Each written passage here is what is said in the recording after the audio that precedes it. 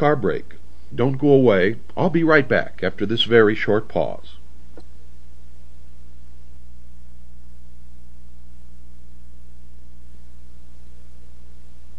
Hello folks, this is William Cooper speaking to you now for Swiss America Trading, our sponsor, also our friend, our backer, our mentor, and many other things.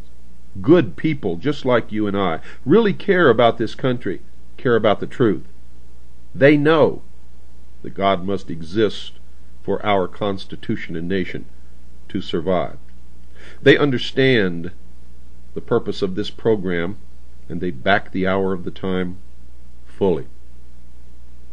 Now, folks, they're also a business that provides investments for people who want to protect their assets during hard times, economic collapse, times of inflation, depression. You think of it, and they can provide it to help you as far as hard assets are concerned. Some we recommend, some we don't. They have non-confiscatable, non-reportable hard assets. They have bullion. They have precious metals of many different kinds. All of these have been proven throughout history to be the very best, and in most cases the only means of protecting your assets, the things that you've worked for all of your life. So call now 1-800-289-2646 and talk to them. Ask them what they have available, what they recommend, and ask them about their other programs. Do it now. 1-800-289-2646. And for the first 200 callers, folks, you will get Harry Figge's report entitled Tackle the Debt. Also, mention my name, William Cooper, for a free newsletter on protecting your future. And by protecting your future, folks, you're protecting the future of the hour of the time, and of course, freedom for the world. So call now 1-800-289-2646. That's 1-800-289-2646. You'll be glad that you did.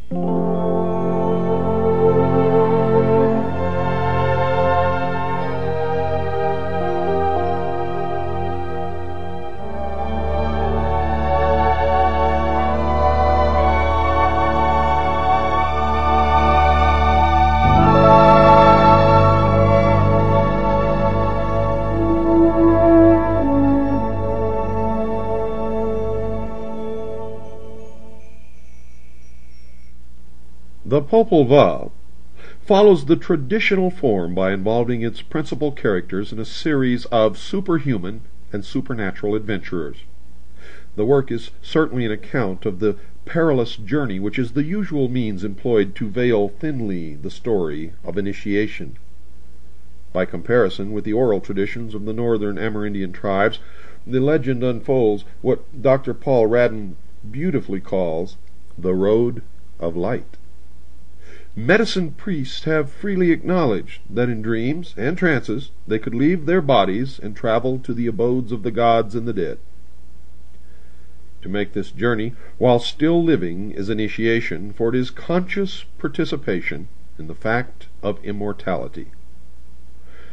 In some cults, the neophyte was given sacred drugs to intensify his psychic faculties, as in the case of the notorious peyote sect, or was subjected to hypnotic influence, like the followers of the ghost shirt religion. By some means, a condition of death was simulated, and the consciousness or superior self passed through certain internal experiences of which at least a partial memory was preserved. The entire process of creation took place within the green and azure coils of the plumed serpent. On several continents, the serpent was among the important symbols of the initiate priest. Sometimes the serpent stands erect and is crowned, as in Egypt, or it may be winged, as among the Mongolians, or feathered and plumed, as throughout the Americas. Obviously, the natives did not intend to imply that they believed in the actual existence of winged snakes, for no such creatures ever existed among them. The serpent was a wisdom symbol, and when plumed, it meant that wisdom had been given wings and had become spirit, wisdom, or illumination. Price suggests that Matthew chapter 10, verse 16 explains the symbolism of the snake bird. Quote, "Behold, I send you as sheep into the midst of wolves. Be ye therefore wise as serpents and guileless as doves." Unquote. Now let me read the same passage from Matthew chapter 10, verse 16 again, with the mystery religion meaning. Quote, "Behold, I send you as neophytes into the midst of the profane. Be ye therefore wise as magicians and guileless as mystics." Unquote. Mr. Price was a Greek scholar, and his translation differed slightly from the King James Version, as you can see. He felt that the Quetzal had the same meaning as dove, and that the creature combining the serpent wisdom and the bird intuition or inspiration represented the adept, in whom the mind and heart doctrine were completely reconciled. The conflict between the initiate and the adversary, or the paths of white and black magic, is always present. In the story of Daganoweda, the power of evil was personified by Atotarho, an old war chieftain who had a cluster of venomous serpents on his head in place of hair. The Mexican Quetzalcoatl was attacked by the red god of war. The adversary personified either older cults which opposed the establishment of the benevolent mysteries, or later cults responsible for the destruction of these institutions. In either case, an inferior state of spiritual enlightenment was implied. The mysteries were institutions of liberation, and were naturally opposed by groups seeking to keep their people in bondage through ignorance. The struggle was therefore between religion as temporal authority and the mystery faith, the internal, quote, road of light, unquote. The ruins of the past explain why it was the common belief that the men of good spirit, the initiates, were sacrificed to the material ambitions of temporal rulers. Now, folks, you can apply this same logic to the mystery religion of today. Where they refer to the adversary, they are talking about the same religious institutions, governments, and groups of people that Mr. Hall refers to in discussing the ancient mystery religions of the Aztecs and the Mayans. Only in their modern writings they will never disclose that. All the aboriginal tribes of North America practiced mystical and magical rites, and vestiges of an esoteric tradition served by a priestly class distinguished for sagacity and personal integrity are still to be found among surviving groups.